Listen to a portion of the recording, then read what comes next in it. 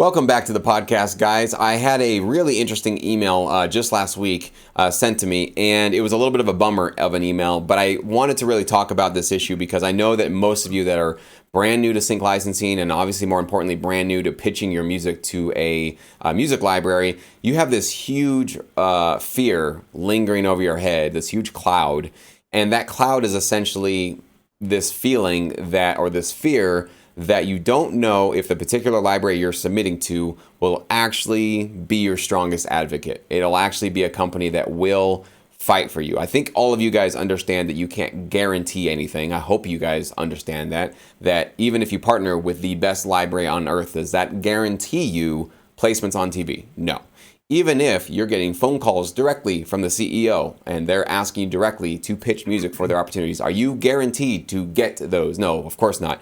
So I know everybody listening and watching this, you guys know that's not how this industry works, and that's not how anything works on planet Earth. But what you can do is you can increase your odds, right? That's the best you can do, is you can increase your odds of getting multiple placements and then become an inner circle member with a particular library that you're submitting to, so that just becomes a part of your regular routine. Getting placements just becomes like a thing you do in this business, right? That's certainly the path to success, and that's certainly what I've done. That's what Trevor and Mike have done in their careers. And it's not easy, but it's certainly possible. But we also knew that getting into this business, well, I don't know, some of what I probably was very naive, but we learned very quickly that having that expectation that things will always work out great and you'll just always get placements and you'll always get phone calls back and emails back in a very quick manner, that's not helpful thinking, okay? That's actually putting yourself up for failure, because I'm just going to burst your bubble right now. You will be disappointed, okay? Things will happen that you're not happy with. You will get passed over for opportunities. You will pitch your music thinking it's perfect for a custom job, and they'll give it to somebody else in a completely different genre where the original client didn't even ask for that genre. You're going to get disappointing royalty checks. You're going to get emails that are, 2 weeks late, that, your library CEO fails to get back to you very quickly. You're going to put in requests, or you're going to not see tracks show up in your PRO account and wonder, why is my library dragging their feet and not registering things? So these are all in your future. So plan for them and prepare them. So the email that I got, though, that was a little bit of a bummer, was that one of my SyncEdge customers actually had a library that he found through my service ghost him, meaning that they basically stopped responding to his emails for, it sounds like, about 6 months, a long time. Now, I don't know how much he was in those 6 months actually trying to reach out to them, but I'm going to just assume that he was hounding them, that he was trying to get a hold of them, and they've just completely fallen off the face of the planet. They're not responding, and I don't know if he's gone into people's social media to try to contact them, through their direct, like Twitter, Facebook, Instagram accounts. That would be a good thing to do. So I don't know about all those details, but for sure what I know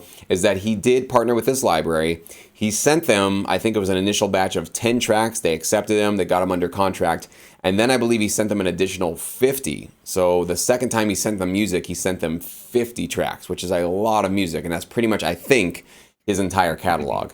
So coming to this one library with essentially 60 tracks and then going, all right, I'm all in with you guys.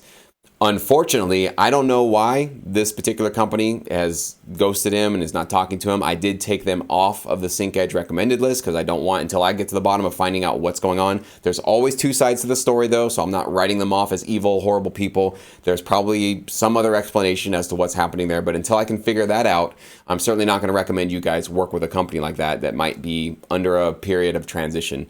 But what I do want to talk about is what that particular producer, and this is not to pick on him if he's watching, but what that particular producer might be able to do differently in the future, and what he could have done differently in that situation to avoid this situation, because this is obviously a bummer, and I felt for him. I did make it right with him, but I really, really hate to hear these kind of stories where those of you that have poured your tens and thousands of hours into your music, throwing it to a company, and then not even knowing if there's even life to that work that you put out there, not even knowing if this library is going to even try to pitch your music, or if it's just collecting dust on some hard drive out there, right? It's a terrible feeling. It's awful. And so what I wanted to talk about today with Mike and Trevor, who joined me, is what are some strategies to ensure that doesn't happen to us, or at least to minimize the amount of times, the chances that something like that could happen? What can we do, and can we do something to actually ensure that we have a higher chance of success and lower our chances of being ghosted and having our music just sit in some catalog or something like that? So with that being said, with that introduction, I want to maybe toss it over to Trevor if you want to get started with us. Let me know if you've had any experiences like this, maybe not with a library or with a client or anybody who kind of ghosts you, just disappears, and maybe some stories or insights you can give as to why you think sometimes this can happen, maybe particularly with a library, some instances where that might be the case, and maybe some remedies that a producer might be able to have at their disposal if they're facing something like let's say it's been 3 months and a library just has not responded to a particular producer. What should they be thinking about? What should be maybe some points of action they can take? Yeah, there's a lot there. The 6 month thing is rough because you start running out of excuses after like maybe 2 months, right? As like the library, because I've had times where like I had my email account company or whatever I had to switch to a new one, and so I like lost like a big chunk of time and emails and stuff. Like there's stuff like that, or there's big projects where just everybody is focused on something and they just can't really cater to that kind of stuff out of the way. There's two things here. One, which is probably the biggest thing, and this is true in almost everything. That's why it's a cliche saying, but don't put all your eggs in one basket. That I think was, not to rag on this guy too much, but that was kind of mistake number one because of this scenario. Why that phrase exists is because you put all your eggs in that one basket, and then that basket floats off to sea. You have no more eggs, right? And that's I think where, in order to help yourself down the road, is to spread, and I've said, and I think we even talked about it in one of our recent chats, is 2 to 3, probably 3 libraries. If you're pumping out 60 tracks, maybe 3 libraries each getting 20, softens the blow when one of them just ghosts you, because you still have 2/3 of your catalog, like it's in places. So with that being said, like 6 months, if it's coming down to 6 months, then more than likely either whoever your contact was doesn't work there anymore. If it was the CEO or whatever, then like maybe they sold the company, maybe they went out of business. Like at this point, it seems like it's kind of an extreme scenario as to why they haven't hit you back, unless for some reason they like took 60 tracks but then didn't like them and don't want to talk to you, which it seems like too much paperwork and time to deal with in order for that to be the case. But I don't know. But either way, try and beforehand keep yourself safe with like spreading out a little bit. And then as far as like now that you're in this scenario, I try and find, like LinkedIn, try and find some people like this, whatever this library is. Maybe there's different employees, maybe it's under different ownership. Like try and figure that out. Look on their BMI and ASCAP if your songs are registered. Maybe there's a new publisher attached to them. Maybe there's, you can search on LinkedIn and look up that company, and maybe there's a new CEO. Like you might have to do a little bit of digging, because in a scenario where they talk to you a bunch for a little bit and then 6 months it's nothing, I feel like there was a big moment in that company that made this happen. So I think so. Yeah, that's great points. How about you, Mike? Any further insights on that? Yeah, I mean, well, the only thing I could say, like, yeah, the 6 month gap is kind of rough. Usually there would be some sort of a note to, by any of the employees or whoever works there, or the CEO, being like, hey, listen, I know we haven't reached out to you in a while, but this is what's happening or whatever. Just a short thing, be like, hey, we haven't forgotten about you. So as far as, I mean, I agree with Trevor on both points. Like I think in the beginning it's kind of tough, when you're excited and you want to get your music out and everything like that. But I know, like, just starting out, I always try to keep at least half of my catalog to myself, whether that's to go shop it to another library, or whether that's just to have stuff on hand just in case, any kind of direct sort of opportunity would happen. And then after that, it's just a matter of communication and how you vibe with the people that you're working with and stuff like that too, before I would decide, like, okay, cool, I'm going to go all in with, let's say, this library or this company. Yeah, as far as like ghosting and stuff like that, there's just a lot of things that could have happened. I mean, yeah, the company, it kind of, usually that points to the company like kind of in the middle of a sale, but not necessarily. I mean, like Trevor said, it's also possible that they just didn't like the tracks, or don't have a use for them or whatever, and it's just and have no need for feedback or anything like that too. So it's just kind of tough. I think yeah, same thing. I would try to try to do the research as to what's happening maybe with the company. Try to find other employees. It's very possible. Like, the easiest answer is that the contact person probably doesn't work there anymore. And usually when that happens, like, a lot of the information doesn't get transferred over, and it's going to take the next person or somebody else there to kind of dig through the library, get familiarized with that database and be like, okay, well, who's this person? Who's that person? And if that's the case, if you're a library with a lot of tracks, that's going to take time, and then especially it's going to take more time now with the past 3 months of this pandemic happening. There's like 2.5 months there where everything was like super slow. I think things are starting to pick back up, but at the same time, there's that added, like, let's say 3 months on top of what would normally be like a regular ghosting time, I guess. Right. Regular ghosting. You got to bake a little ghosting into the cake. Yeah, that's right. Yeah. Well, yeah, absolutely, man. And I want to tell a quick story too, because this did happen to me actually, and it wasn't that somebody ghosted me, but one of the primary libraries that I had been working with for probably 5 years. I got picked up by this guy who was in charge of A&R for the library. He wasn't the owner of the library, but he was an employee of the library. And he loved my music. He brought me on board. And basically, he and I were the only ones talking in that company. I did fly out. I met the CEO once. Nice guy. But that was the extent of our relationship. So I never met the CEO. 5 years into our relationship working at this company, my contact, the A&R guy, left and then started his own production music library. Now, that was where I was like, okay, you're my point contact with this company. What happens to my relationship with this company? So luckily, it didn't turn out to work out. But luckily, the CEO did sort of pick up the reins and called me and said, hey, Jesse, I know that you are a composer here. I know that you and I haven't really worked together too much. But, your guy is gone. He used to be the one that used to work with all the producers. Now I'm going to take that on. So what are you working on? Bring me up to speed. I don't really know what's going on. So he just had to kind of get into it. So he, at least in the beginning, started talking to me. And so I said, all right, cool. I'm going to still work with my A&R guy because I want to work with him. He had some great contacts. He was doing something cool and building a new company. I wanted to work with him. And I want to continue working with the company that I've been working with for 5 years. However, the CEO, as we started to interact, his emails became, it took him a week to get back to me and then 2 weeks to get back to me. I'd send him tracks and say, hey, what do you think about this? He started giving me feedback in the beginning, and the tracks I sent him, he would maybe take 2 or 3 weeks to give me some feedback back. And then I would say, okay, well, let me get you this one done. Let me just, before I continue all 12 tracks, let me make sure the one track you gave me feedback on, let's get that right so that I kind of know what the style or the quality is that you're going to accept. And those interchanges started to just take longer and longer, to the point where one time it literally took an entire year before he responded to an email I sent me. I still have the recording of that, which I took a screenshot of it because it was so ridiculous that I sent him an email, I think in January, and I think it was December of that year I finally got a response. And I was just like, okay. So obviously in that time, I was seeing the writing on the wall that for whatever reason, I don't need to be a mind reader. I don't need to do a deep investigation to see that whatever's happening at this company, working with me, it might not be the music in general, but just whatever, they're working with me is not their primary focus. And for whatever reason that is, I'm not going to take that personally, but I'm going to see the writing on the wall, and I'm not getting these kind of responses quickly. I don't see this kind of investment going back in my direction. So I'm going to just sort of hang it up with this company and move on with my A&R guy's new company. And then I branched out and reached out to a couple of other companies as well.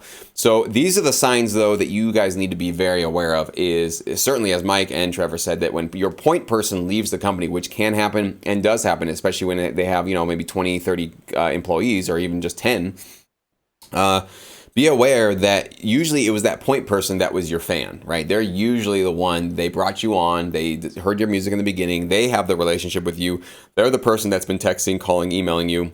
So when they leave, don't expect that just that next person will just automatically, okay, we're just going to pick this up and keep going. You might have to kind of start from the beginning again if there is a new person that comes on board and reaches out to you. And you have to kind of relate and create a relationship with them from day one, and they might have a completely different style than the previous person. So in many ways, it's kind of like working for a brand new company all over again, because you have to sort of get into a new flow, a new rhythm, and maybe a new communication style with a new person. However, if you're going through what this customer had went through, who is not getting anything, like nobody's reaching out, and I'm just going to take his word that he's reaching out and hounding them and trying to get a hold of them. Take the hint. They're done. Whatever it is, you don't have to understand exactly what's going on, but they are not certainly holding you as one of the priorities and your music as a priority. So one of the big things you can do to avoid this is obviously look for what is called a reversion clause. Now, if you don't know what a reversion clause, quick summary of that, it's basically when you sign with the library, let's say you give them 12 tracks, a reversion clause will say, you guys get to exclusively distribute these tracks as long as you can get them placed. If you cannot get some of them placed, let's say they can only get 6 out of the 12 placed, that within maybe 2 or 3 years, I'm going to have the right to take those 6 tracks that you didn't get placed out of your catalog and go find another home for them. That's why we call it reversion, because you're reverting the rights to distributing them and to publish them back to yourself, and then you can go out somewhere else with them. Now, does every library offer these? No. What percentage of libraries offer them?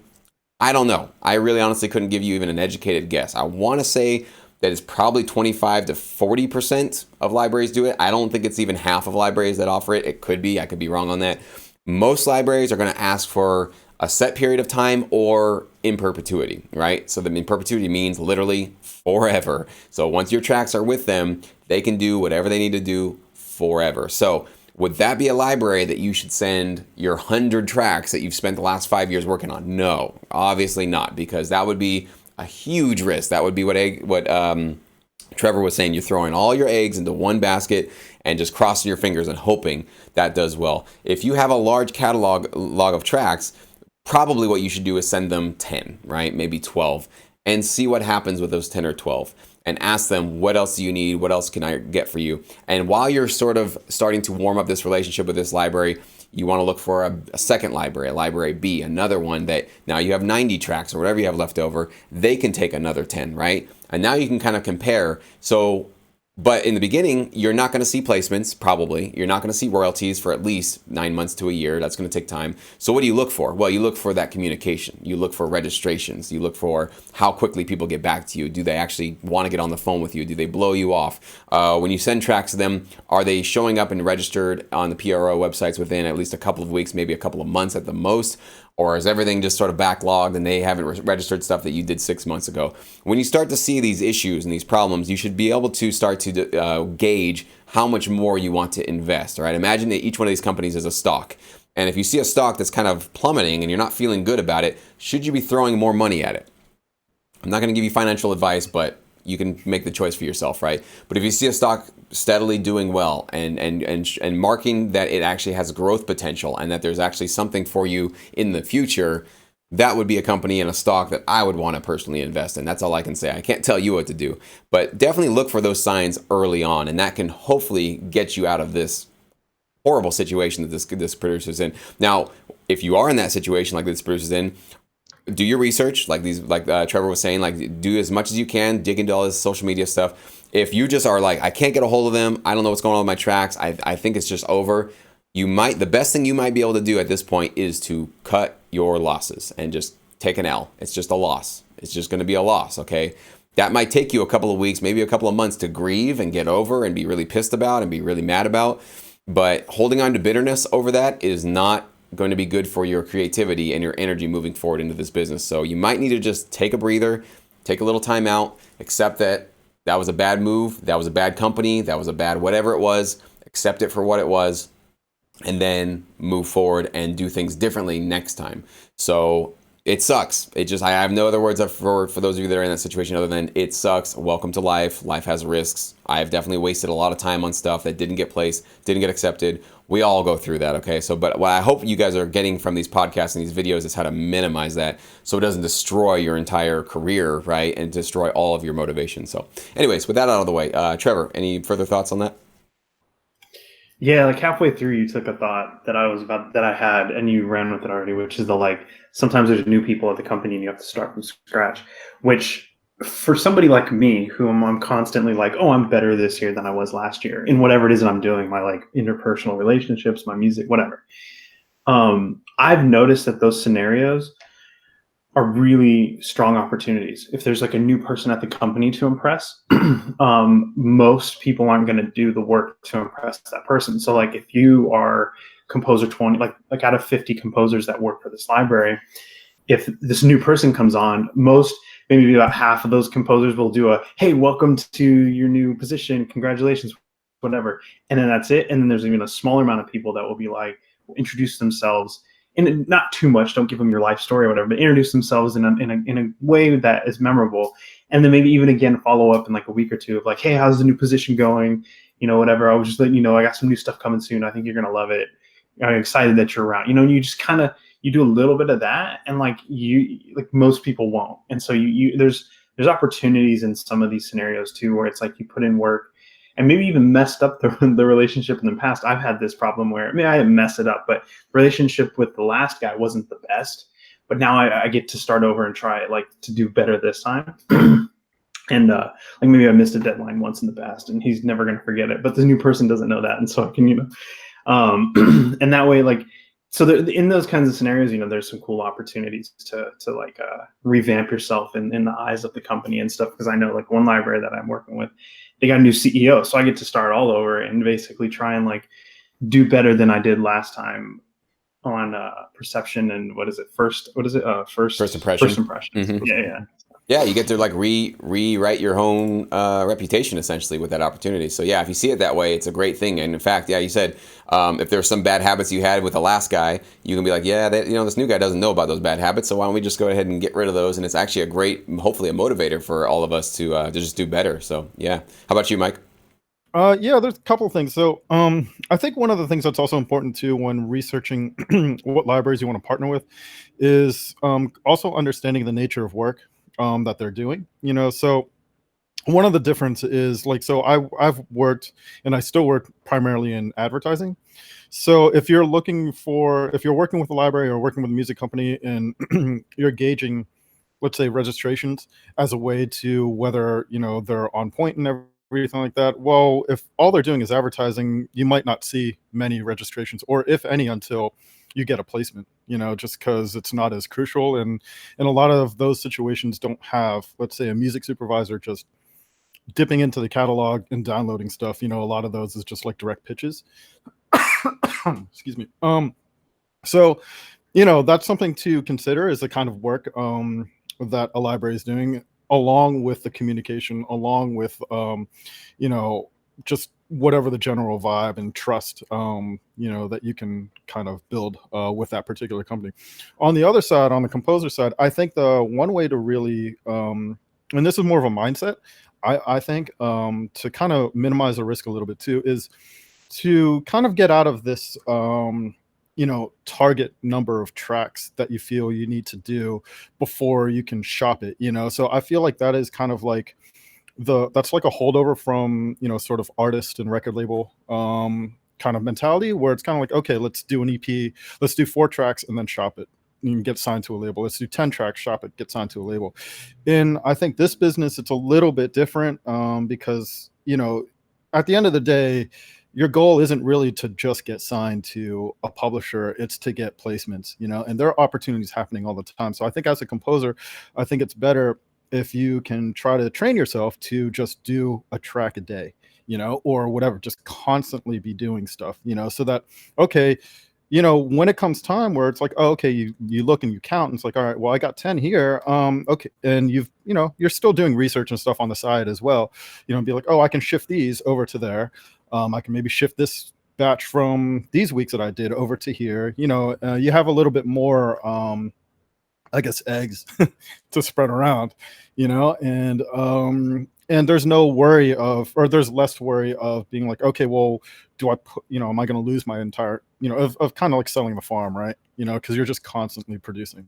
So I think that's like, and of course, like that just keeps you motivated, and that keeps you sort of inspired and stuff like that too. So there is a balance. I don't think that, I just think that like you have to balance consistent production with also your research and shopping and stuff like that, all happening at the same time, and not necessarily being like, okay, these 3 months I'm just going to produce, and then these next 2 months I'm going to shop it, and then, because if you get rejections after those 2 months on everything, let's say that you've been shopping, you can be really bummed out, and then that can kind of mess with your head a little bit, in the sense of like, okay, well, now I got to create a whole new batch of stuff, and you're thinking of in terms of like another batch of, like, let's say 60 tracks, which can be pretty overwhelming, instead of being like every single day, I'm doing 1 track, 2 tracks a day, whatever I'm just always cranking it out. So You brought up a really great point there. Kind of something that happens, I think, as just a byproduct of being in this business, is that when we are just cranking out, like you said, a track a day or 2 tracks a day or whatever it is, we sort of get to detach ourselves from the importance of any individual track. We actually get to not see them as like our babies that we're just like, oh my gosh, these are my things. But we've done so much music at this point. I've done so much music in my career that I mean, there's a couple that stick out as like some of my favorites, but I can't remember most of the music that I produced, just because I've been doing what you just said there, which is just like, I love making music, so I'm just going to produce and get better and experiment and try new things, follow the brief, right? So that's why it's so important that you have to love the craft of making music. You literally have to love that process of putting your fingers on your keyboard, coming up with melodies, progressions, beats, transitions, mixing and mastering. You have to just love that stuff, whatever that is for you. It's kind of like, putting a puzzle together, because that's all you're doing all the time. And the more you can do that, and the more you enjoy that, what happens is just like a side effect of that is that as Mike says, your catalog just starts stacking. You just have tons and tons of great music, and you're not really necessarily personally attached to any of it, right? Because you've done so much of it. It's not like this one track you've been spending a month on, right? Because that's the one you're going to overthink on. That's the one that it's never ready, right? We make sure that it has to be perfect before we release it. But if we're just like, as you said, just 1 track a day, or like I say, minimum 2 to 3 tracks a week, if you guys can shoot for that, even with a full-time job, that is still possible, then you have so much music building up, and you're not really necessarily personally attached to any of it. I mean, you should look out for yourself, and you should sign good deals, and you should be rewarded for your effort. But it's a completely different mindset, actually. And I do think that actually having that kind of detachment from your music will actually serve you better. I actually find in many ways you will find better deals that way. I think you'll sign better deals. I think you won't be as desperate to just send your music out to certain people. I think you'll actually be a little bit more, like calm about the negotiation process and sending it to a library. I do feel that there's just having a little bit of that, like, what's that rule in negotiation? He who can pass up on the deal the most is going to get the best end of the deal, essentially. So if you're desperate to get something because it's been this one track you've been spending a month on, and like, oh my gosh, right? Like, all that energy is so hyped up with that one particular track that you might actually go to a bad situation or something like that. I mean, I guess you could flip it around the other way to say, like, you're going to say no to everybody because nothing's good enough for your little baby. So I guess it could go both ways. But for myself, I love it because I love being surprised by royalties and royalty statements for music that I forgot that I did, for 10 years ago or whatever. It's a really cool thing. And it's so crazy actually to think, like, why did that, what was that track? Did I even, that's probably the number one question I ask myself when I go through my royalty statement, is like, is that my track? I don't remember naming a track that, and I'll look back and it's like, sure enough, either I did or the library renamed it. But it's such a cool feeling to know, like, this stuff that I don't even have an attachment to is feeding me. It's literally giving me income right now. And it's kind of fun to go back and listen to it, to go like, oh yeah, I remember that track. And it kind of brings you back. So if you can kind of keep that sort of Zen detached mindset in this business, you'll actually find yourself also less stressed out, like Mike said. So you're not always like, man, like, that was 60 tracks. Okay, I can't get back out there until I have 60 tracks, right? And that's a huge number of tracks to actually shoot for. So rather than going for those big numbers, like you said, just what can you do today? Can you work on a track today? Work on a track today. And then when tomorrow comes, what can you do tomorrow? And just take it day by day, and fall in love with that process of making music, because that's your job. Okay, your job is not to watch these videos. Your job is not to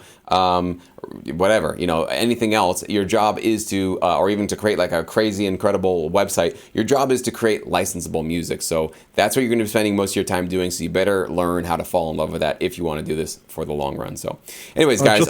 Any jump last in minute really thoughts quick before? on that. Yeah, go ahead, Mike. Yeah, just to add to that really quick. One really important part to that, not just doing the tracks, but like the really important thing is you got to finish the tracks. Because we've all. I mean, I know for me, like I've spent many years of just making music every single day with not a single track finished at the end of the year. So, once you're able to get over that hump and just start finishing tracks every single day, even if it's to you, like if it's shit, right? Like just finish it, because you don't know necessarily where it could be used, how it could be used, or what somebody else's opinion of that particular track could be. So, and plus the more you finish, the better you get over time too. So Absolutely, man. How about you, Trevor? Last minute thoughts? Two things actually. So you brought up that story just recently, a couple days ago. A producer was like, "Man, I love your track, blank, blank, blank," and I was. Uh-oh. we lose Trevor again. He'll come back. He always comes back. I know. He always comes back as a clone, too. As a clone, yeah. we're summoning Trevor's clone. We'll see when he comes back here. But, yeah, I think that working every single day, like I talk about this many times in the past, is that people are wanting to know, how to succeed in sync licensing. And I always say you should do this like fake it till you make it sort of a thing, where you're actually pretending to be a professional sync licensing producer right now, even though you don't have a royalty check, even though you've never gotten a placement, even though you have probably no tracks submitted to BMI or ASCAP. Doesn't matter. Wherever you are now, you should be pretending, faking, as if you are a sync licensing producer. So imagine yourself in a couple of years when you are a professional sync licensing producer and you're working a bunch of stuff and you're working with libraries and you got gigs, briefs coming all over the place. You even have to turn stuff down because you can't keep up with it all, right? Good to have this positive imagery in your head. What are you doing when you wake up, right? You should be making music. You should absolutely getting into your DAW. You should be producing something. If there's nothing in front of you, you should be producing an album. That's what a professional sync licensing producer would be doing, is they'd be creating an album or putting together, like Mike said, just a track a day and maybe building up in different categories these different types of tracks that in the future, when they're available and they're ready or applicable for a particular opportunity, you can throw them their way. And even if that never happens, what harm is it to just practice your craft, right? What is that going to do bad for you? Like that, there's nothing wrong that could come from, or nothing bad that could come from you producing a lot of music that actually makes you better in the future. Even if all of those tracks sit on the shelf and don't do anything, all that practice and that time you put into your craft is going to make you a better and stronger producer. So it's literally a win-win situation. There's no downside to it at all. So anyways, Trevor, we lost you before. Go ahead again. Yeah, and all the lights on my modem went out. I had to watch it like reboot itself or something. I don't know. Technology. So what was I saying? Oh, so this person hit me up and was like, "I love this track." And then he said the name of it, and I had no idea what he was talking about. And I was like, I don't know. So I had to go and try and like look up some libraries and find it. And it was this cool track I made a long time ago that I barely remember, and they changed the name. So that is a cool feeling sometimes, to kind of like go back and remember something you did, like in a dark night, like in the middle of the night one time that got submitted, accepted, and you forgot all about it. So the second thing I was going to say is what I've found is some people that I know that have been doing this for a while start to get into a rhythm of creating, finishing, and pitching, where they almost create, like this one guy, like, I'm not a big fan of like formulas, because not every formula works for every person, but this was his formula, which was a 3-month formula thing where he had like he was always doing all three things, but each thing was a month old. So he was always creating, but he was pitching everything that he created a month ago today. And then everything that's 2 months old, he would pitch to his like less what he wanted, like his favorite clients, he would pitch his music right away. And then after his music was 2 months old, he would then, if none of his favorite clients wanted them, he would drop them to his least favorite clients or whatever. And then if 3 months started to go by and still nobody was picking them up, then he would pitch them to kind of whoever would take them, right? Because he's constantly producing music. And if he doesn't do that, if they don't go somewhere, it's going to start piling up.